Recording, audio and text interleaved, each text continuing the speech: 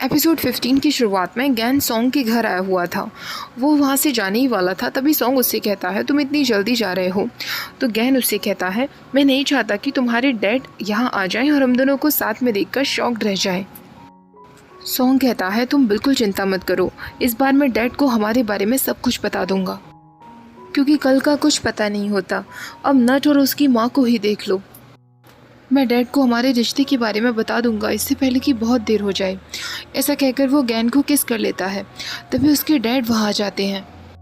Gain वहाँ से जाने लगता है, लेकिन सॉन्ग उसका हाथ पकड़ लेता है। सॉन्ग अपने डैड से कह देता है डैड, मैं और गैन रिलेशनशिप में हैं। मैंने पहले आपको अपने बारे में इसलिए नहीं बताया था क्योंकि मुझे लगा था कि शायद आपको पता चल गया होगा कि मैं कैसा हूँ, पर मैं ये भूल गया था कि हम दोनों बहुत कम समय साथ में बिताते हैं।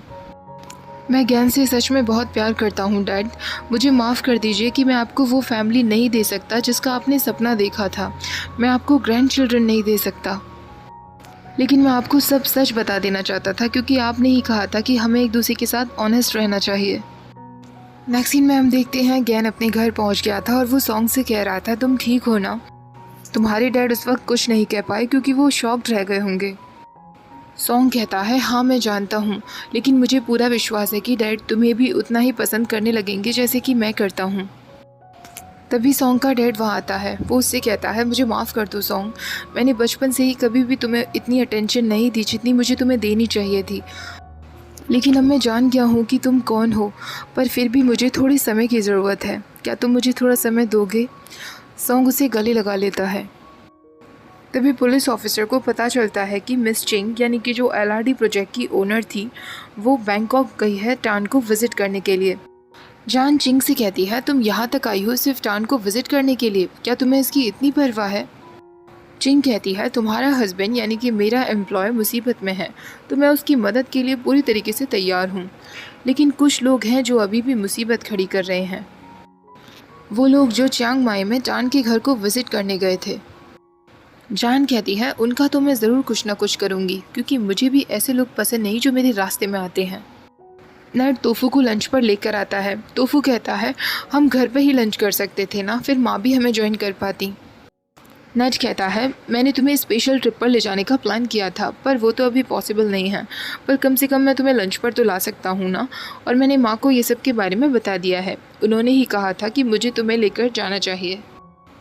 तोफू और नट दोनों साथ में अपने लंच को एंजॉय कर ही रहे थे कि तभी नट को उसके बॉस यानी कि डायरेक्टर का कॉल आ जाता है। तोफू ने भी सॉन्ग और गैन से कुछ मंगवाया हुआ था तो वो भी उसे लेने के लिए बाहर आ जाता है। तोफू ने नट के लिए एक गिफ्ट ऑर्डर किया था। सॉन्ग गैन से कहता है मुझे उन दोनों से जलन हो रही है। गैन कहता है क्यों, तुम्हें भी कोई गिफ्ट चाहिए क्या? सॉन्ग कहता है नहीं, मुझे तो बस तुम चाहिए, बस मैं डैड के हाँ करने का इंतज़ार कर रहा हूँ, उन्होंने कहा कि उन्हें थोड़ा सा समय चाहिए। तोफू ने नट के लिए एक ब्रेसलेट ऑर्डर किया हुआ था। वो उसे लेकर जैसे ही अंदर जा ही रहा था कि तभी उसे लगता है कि कोई उसका पीछा कर रहा है। वो छुपने की कोशिश करता है, लेकिन वो बंदा उस पर हमला कर देता है। वो उसे मारने लगता है और उसे नाइफ दिखाते हुए कहता है अगर तुम मरना नहीं चाहते तो अच्छा रहेगा कि अपना मुंह बंद रखो। तोफू उससे कहता है तुम कौन हो, लेकिन वो उसके हाथ पर चाकू मार देता है। तभी नट वहाँ आता है और तोफू को बचाता है। वो बंदा वहाँ से भाग जाता है। तोफू के हाथ से बहुत खून बहने लगा था। नट उसकी चोट पर दवा लगाते हुए कहता है अगर मैं टाइम से नहीं आता तो वो पता नहीं क्या कर देता, तुम अचानक से कहाँ गायब हो गए थे, और तुमने मुझे पुलिस को क्यों नहीं बुलाने दिया, हमें पता भी नहीं चल पाया कि वो अटैकर कौन था। तोफू कहता है मुझे ज़्यादा गहरी चोट नहीं लगी है, और अगर हम पुलिस को बुलाते तो उन्हें पता चल जाता कि मेरे पास ID प्रूफ नहीं है और हम मुसीबत में पड़ जाते। अगली सुबह तोफू सीधा जान से मिलने के लिए आता है और वो उससे कहता है कि वो उसे स्ट्रॉबेरी जैम देने के लिए आया है जो उसने और ना ने मिलकर बनाया था। जान उसके हाथ में चोट देख लेती है तो तोफू कहता है मुझ पर किसी ने हमला किया था। तो जान कहती है तुम्हारे जैसे हार्मलेस लड़के पर भी कोई हमला कर सकता है। तोफू कहता है जिसने मुझ पर हमला किया था उसने मुझे धमकाने की भी कोशिश की, तब मुझे लगने लगा शायद मैं किसी के सीक्रेट्स जान गया हूँ, इसलिए मुझ पर हमला करवाया गया है। जान उससे कहती है तुम तो कहते हो कि तुम्हारी मेमोरी खो चुकी है, फिर तुम्हें किसके सीक्रेट्स याद आ गए हैं? मुझे नहीं पता कि टान से तुम्हारा क्या लेना देना है, लेकिन अगर तुम्हें टान से रिलेटेड कोई ऐसी बात याद आई है जो तुम्हें नहीं याद आनी चाहिए तो वो तुम्हारे लिए डेंजरस हो सकता है, अच्छा होगा उसे अपने तक ही रखो। तोफू कहता है जब टान पर हमला हुआ था उस दिन आप और अंकल सैन भी वहाँ मौजूद थे ना। इससे पहले कि जान उससे कुछ कहती, उसे सैन का कॉल आ जाता है जो उसे हॉस्पिटल बुला रहा था।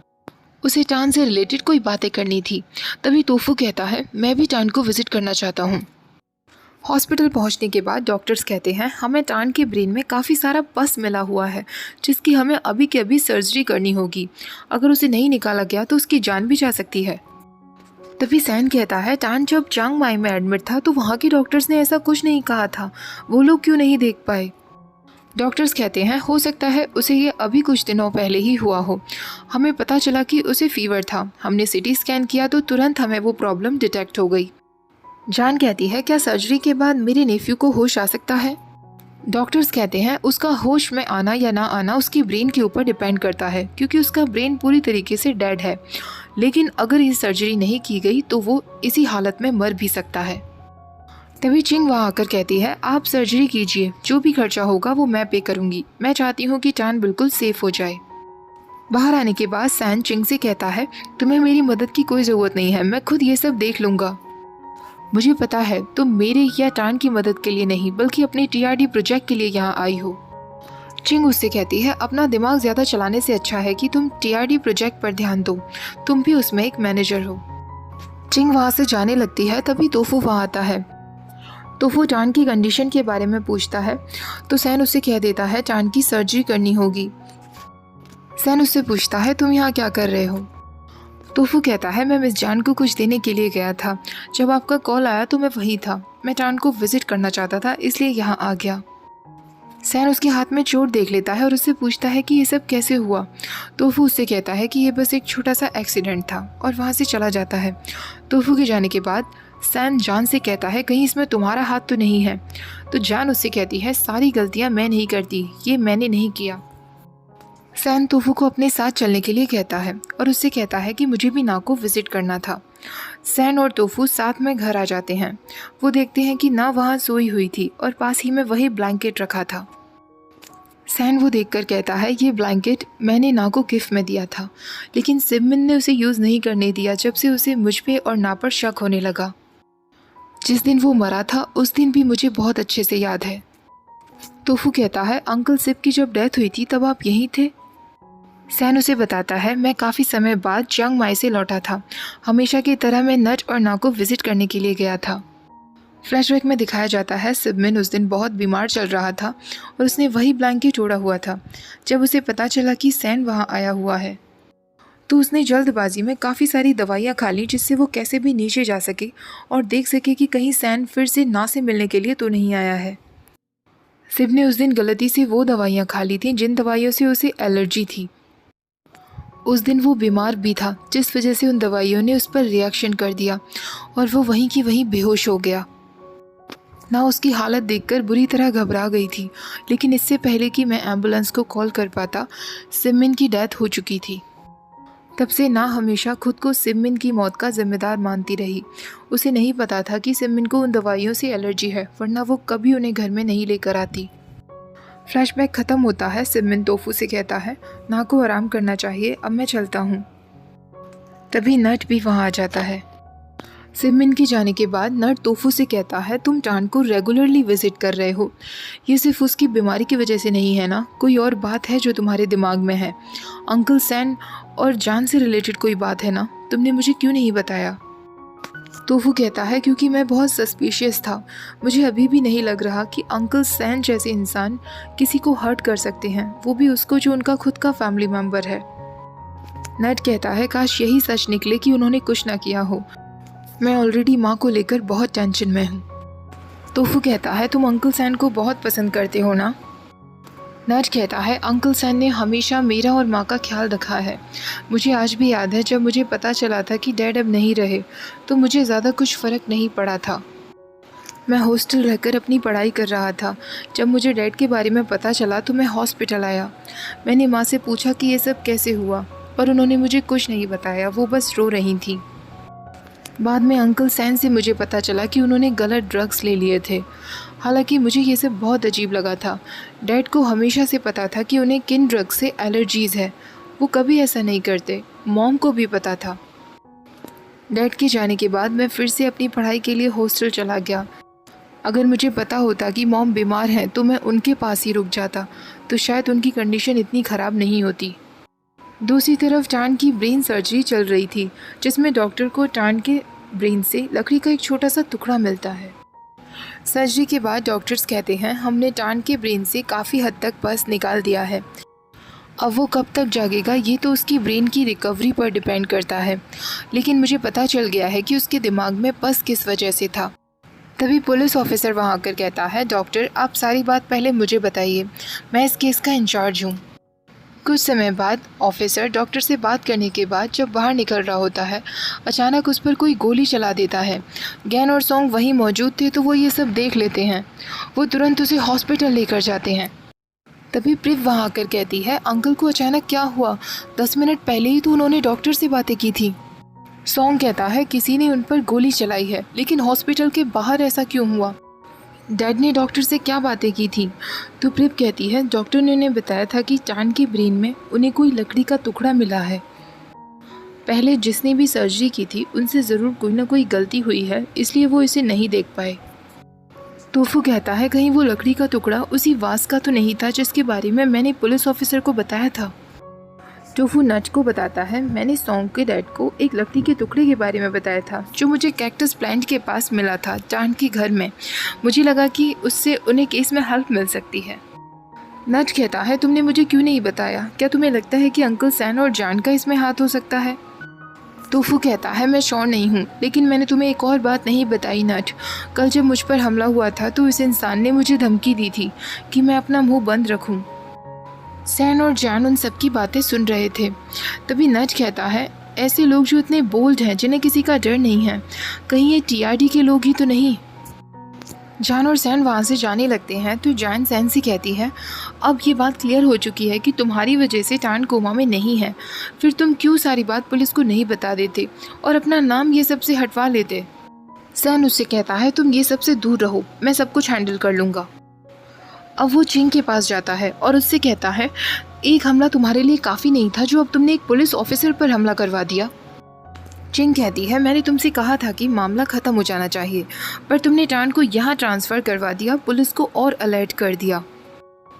सैन कहता है तुम कब तक और ये करोगी, कितने डॉक्टर्स को और पे करोगी और कितने पुलिस ऑफिसर्स को मरवाओगी? टान को एक बार होश में आने दो, मैं खुद उससे बात करूँगा, वो ये सबसे पीछे हट जाएगा। अब तुम्हें कुछ भी करने की ज़रूरत नहीं है। चिंग कहती है अगर तुम पहले ही कुछ कर लेते तो बात यहाँ तक पहुँचती ही नहीं। सैन कहता है तुम मुझे ब्लेम कर रही हो, उस दिन मैं टान से बात करने के लिए गया था पर तुमने अपने लोगों को भेज दिया उस पर हमला करने के लिए। फ्लैशबैक में दिखाया जाता है सैन ने अपने हाथ में वो वाज उठाया ज़रूर था पर उसने मारा नहीं था।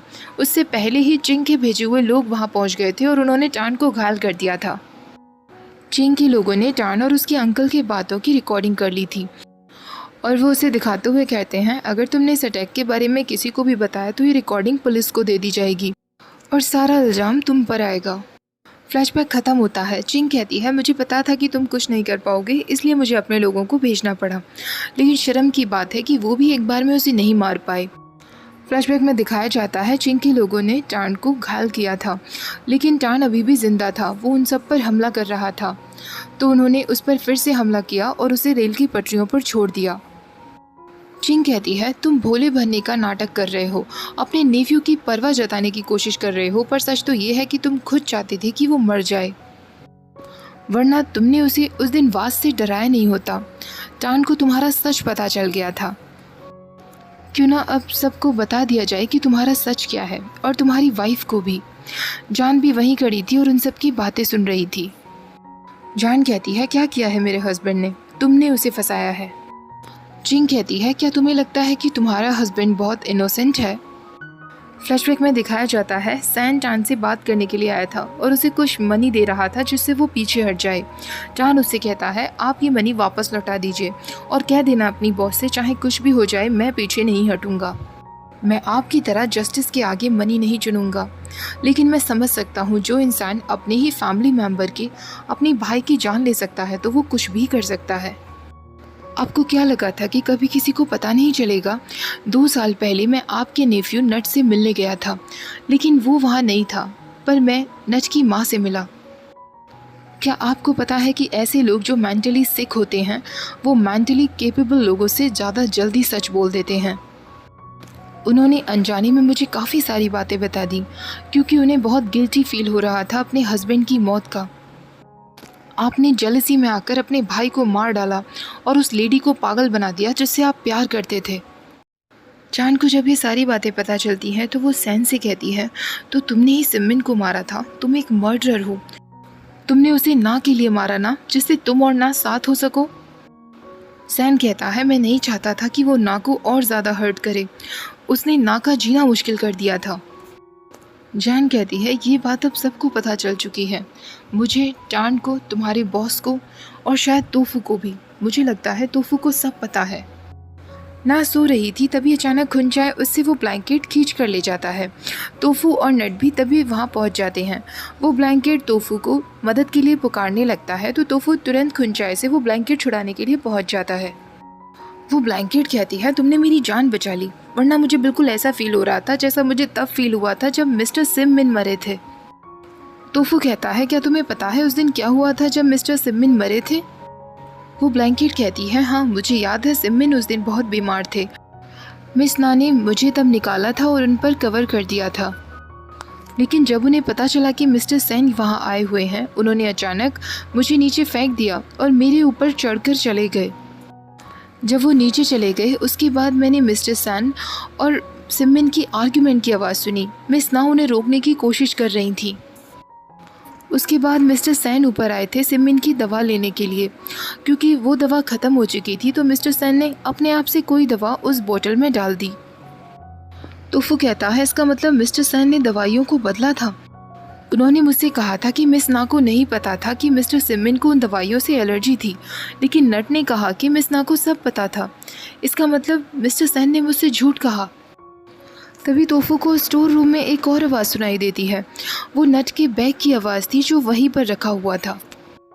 तोफू उससे पूछता है, तुम मिस्टर सैन और सिमिन को जानते हो ना, क्या तुम्हें इस बारे में कुछ पता है? वो बैग कहता है, मुझे याद है एक बार नट मिस्टर सिमिन के लिए दवाएं लेने के लिए गया था। उस दिन टान भी नट के साथ था, तो टान को पता चल गया था कि मिस्टर सिमिन को किन दवाइयों से एलर्जी है। तोफू कहता है, इसका मतलब टान को भी पता था कि सिमिन को किन दवाइयों से एलर्जी है। वो बैग कहता है, हाँ टान एक और दिन यहाँ आया था मिस ना से बात करने के लिए। लकीली उस दिन मिसेस ना ने मुझे वॉश किया था तो मैं स्टोर रूम में नहीं था, मैं वहीं बैठा हुआ था और मैंने उन दोनों की बातें सुनी। मिस ना की दवाइयों का टाइम हो रहा था तो वो अपनी दवा ले रही थी, तभी उनके हाथ से कुछ दवाइयाँ गिर जाती हैं। टान भी वहाँ मौजूद था। मिस ना उन दवाइयों को देखकर कहने लगती हैं, ये दवाइयाँ सिमिन को मत लेने देना, उन्हें इससे एलर्जी है। ऐसा कहकर वो ज़ोर ज़ोर से रोने लगी थी। तोफू सोचने लगता है, इसका मतलब टान को उस दिन पता चल गया होगा कि सिमिन की मौत के पीछे अंकल सैन का हाथ है, लेकिन उसने नट को नहीं बताया क्योंकि नट इससे और ज़्यादा हर्ट हो जाता। नट को अगर पता चलता कि जिन अंकल सैन पर वो इतना विश्वास करता है उसने ही उसके डैड की जान ली है, चाहे वो अपनी डैड से कितनी भी नफरत क्यों ना करता हो, लेकिन आखिरकार वो उसके डैड ही थे। गैन सॉन्ग के पास हॉस्पिटल पहुंचता है जहां उसके डैड एडमिट थे। रात के समय जब सॉन्ग सो जाता है तो गैन उसे ब्लैंकेट उड़ाने के लिए आता है। ये सब सॉन्ग का डैड देख रहा था। नट रात को तोफू के रूम में जाता है तो वो देखता है तोफू बेड के पास ही बैठा हुआ था और कुछ सोच रहा था। नट उसके पास जाकर देखता है तो तोफू की तबीयत बहुत ख़राब लग रही थी। तोफू अचानक नट पर वॉमिटिंग कर देता है। नट उससे कहता है, तोफू तुम्हें ये क्या हो गया? वो तुरंत अपनी माँ को बुलाने के लिए जाता है। तोफू सोचने लगता है, मैं क्या करूं? क्या मैं सारी बातें नट को बता दूं या फिर ऐसे प्रिटेंड करूं जैसे मुझे कुछ नहीं पता? लेकिन फिर टान को इंसाफ कैसे मिलेगा? उसके साथ बहुत गलत हुआ है। नट तोफू को लेकर हॉस्पिटल पहुंचता है और अपनी माँ से कहता है डॉक्टर्स का कहना है कि उसे बहुत ज़्यादा स्ट्रेस की वजह से गैस्ट्रिक प्रॉब्लम हो गई है। तोफू कहता है, अब मैं ठीक हूँ नट, मुझे माफ़ कर दो, मेरी वजह से मैंने तुम सबको परेशान किया। तभी प्रिप कहती है डॉक्टर्स का कहना है कि 2 दिन पहले टान में अचानक से इम्प्रूवमेंट देखे गए थे, लेकिन उसके बाद वो फिर से अनकॉन्शियस हो गया। वैसे इम्प्रूवमेंट मैंने तब देखे थे जब मैं चियांग माई में तोफू को अपने साथ टान को देखने के लिए गई थी। पता नहीं टान को कब होश आएगा। नट तोफू से कहता है, तोफू अभी प्रिप यहाँ तुम्हारे पास है, मैं माँ को लेकर जाता हूँ। अगर तुम्हें किसी भी चीज़ की ज़रूरत हो तो मुझे कॉल करना। अब तोफू के पास केवल प्रिप थी। अचानक उसे डायरेक्टर का कॉल आ जाता है तो वो फ़ोन पर बात करते करते बाहर चली जाती है। तोफू उस नाइफ़ को देखता है जिससे प्रिप एप्पल्स काट रही थी। तोफू वो नाइफ़ लेकर चांद के रूम में पहुंच जाता है। वो अपने हाथ पर फिर से कट लगाता है तो वो देखता है चांद की पल्सेस में फिर से इम्प्रूवमेंट हो गया था। ये सब देखकर तोफू रोने लगता है। तोफू खुद से कहता है, इसका मतलब जब तक मैं जिंदा हूँ चांद को कभी होश नहीं आएगा। अब तोफू सैन को कॉल करता है। तोफू सैन से मिलकर कहता है, अगर मैं आपसे कहूँ कि उस दिन मैं चांद के घर था जब आप दोनों में आर्ग्यूमेंट हो रही थी, और मैं ये भी जानता हूँ कि आपने अपने भाई मिस्टर सिमिन को मारा है। सैन कहता है, तो तुम कहना चाह रहे हो तुम ना के घर इसलिए रहने लगे थे ताकि तुम मेरे बारे में इन्वेस्टिगेशन कर सको। तुमने उन सबसे झूठ कहा कि तुम अपनी मेमोरी खो चुके हो। तोफू कहता है, मेरे पास और कोई रास्ता नहीं था, पर आपके पास है। आप चांद को न्याय दिलवा सकते हैं। आपको पता है कि चांद की शुरुआत से इसमें कोई भी गलती नहीं रही है। रियल कल्प्रिट टीआरडी है। सैन कहता है, अगर तुम्हें लगता है कि मैं या टीआरडी ये सब में शामिल हैं तो तुम्हें सबूत इकट्ठा करना चाहिए और पुलिस के पास जाना चाहिए। पास्ट की बातों को कुरेदने से कुछ नहीं होगा। तुम ना और नट को तकलीफ पहुंचाओगे और कुछ नहीं। इस बारे में अच्छे से सोचना। जान सारी बातें सुन रही थी। तोफू सोचने लगता है, नट अगर एक दिन मैं तुम्हें छोड़कर चला जाऊं तो क्या तुम ठीक रहोगे? नट तोफू को हॉस्पिटल से घर ले जाने लगता है और तोफू सोचता है, मुझे नहीं पता था कि किसी को गुड बाय कहना मौत से भी ज़्यादा स्कैरी होता है। जान ना से मिलने के लिए आती है। वो उससे कहती है, ये तो मुझे पता था कि सैन तुमसे बहुत प्यार करता है, लेकिन वो इसके चक्कर में अपने भाई की जान ले लेगा ये मुझे नहीं पता था। तुम्हारी वजह से उसने कितना कुछ किया है और अब वो खुद मुसीबत में फंस रहा है। ना रोने लगती है और उससे कहती है, मुझे माफ़ कर दो। जान कहती है, वैसे तो मुझे पता है कि इसमें तुम्हारी कोई गलती नहीं, पर मुझे फिर भी तुमसे नफ़रत है। मुझे नफ़रत है कि सैन ने बिना कुछ अपनी परवाह किए तुम्हारी परवाह की हमेशा। लेकिन मैं तुम्हारी तरह हाथ पर हाथ धरे नहीं बैठी रहूँगी।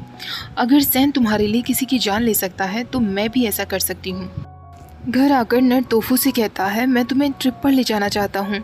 माँ अपनी फ्रेंड के साथ ट्रिप पर जा रही हैं, तो मैंने सोचा क्यों ना हम दोनों भी चलें। वैसे तो उनका जाने का मन नहीं था, लेकिन मैंने नोटिस किया कि वो बहुत डाउन फील कर रही थी, इसलिए मैंने उनसे कहा कि उन्हें जाना चाहिए। तुम भी मेरे साथ ट्रिप पर चलोगे ना? तोफू कहता है, हाँ बिल्कुल, मैं तो बहुत खुश हूँ। नट तोफू को एक आइलैंड पर लेकर आता है। वो उससे कहता है, मैं तुम्हारे लिए गिफ्ट भी लेकर आया हूँ। मुझे कुछ समझ नहीं आ रहा था कि मैं तुम्हें क्या दूँ, तो मैंने गैन का सजेशन लिया। नट बॉक्स खोलता है तो उसमें टेडी बियर शेप का केक रखा हुआ था। नट उससे कहता है, ये मैंने खुद बनाया है, हालांकि बहुत लोगों ने इसमें मेरी मदद की है। तो ये केक सिर्फ मेरी तरफ से नहीं, उन सब की तरफ से तुम्हारे लिए है। वो सब तुम्हें बहुत पसंद करते हैं टोफू, और तुम्हें हमेशा खुश देखना चाहते हैं। अब नट उसे एक और गिफ्ट देता है और उससे कहता है, ये गिफ्ट सिर्फ मेरी तरफ से है। वो इसे एक ब्रेसलेट देता है जिसमें लॉक लगा हुआ था। नट उससे कहता है, अब से मैं हमेशा तुम्हें इस ब्रेसलेट के थ्रू खुद से बांधे रखूँगा, तुम कहीं मुझसे दूर नहीं जा पाओगे। तोफू सोचने लगता है, क्या मैं खुश रहना डिज़र्व करता हूँ? मैं टान की जगह ले रहा हूँ। ये खुशियाँ सारी टान की हैं। मेरे जाने का समय नज़दीक आ रहा है। जब मैं चला जाऊँगा तो मेरे साथ क्या होगा? क्या मैं फिर से टेडी बियर में बदल जाऊँगा? क्या मैं लोगों को याद रहूँगा या लोग मुझे भूल जाएंगे? अब तोफू नट से कहता है, नट क्यों ना तुम अपनी अगली स्टोरी मुझे लेकर लिखो। तुम एक बार टान को लेकर तो स्टोरी बना चुके हो, अब मेरे साथ भी तो एक स्टोरी होनी चाहिए ना। तो नट उससे कहता है, तुम सच में कितने जेलस लड़के हो। अभी मैंने अपने एक्स बॉयफ्रेंड के बारे में लिखा है। अगर लोगों को पता चलेगा कि अब मैं अपने एक और बॉयफ्रेंड के बारे में लिख रहा हूँ तो वो सब मुझे इंटरनेट पर क्रिटिसाइज़ करने लगेंगे। तोफू कहता है, तो क्या तुम मेरे बारे में नहीं लिखोगे? नट कहता है, तुम चिंता मत करो, मैं सोचता हूँ। अब वो दोनों साथ में सेल्फीज़ लेते हैं और यहीं पर एपिसोड ख़त्म हो जाता है। अब इसका नेक्स्ट और लास्ट एपिसोड 16 जैसे ही रिलीज़ होगा मैं आपके साथ शेयर कर दूँगी। वीडियो पसंद आई हो तो प्लीज़ लाइक शेयर, चैनल को सब्सक्राइब करना मत भूलिएगा। Thank you for watching. Bye bye.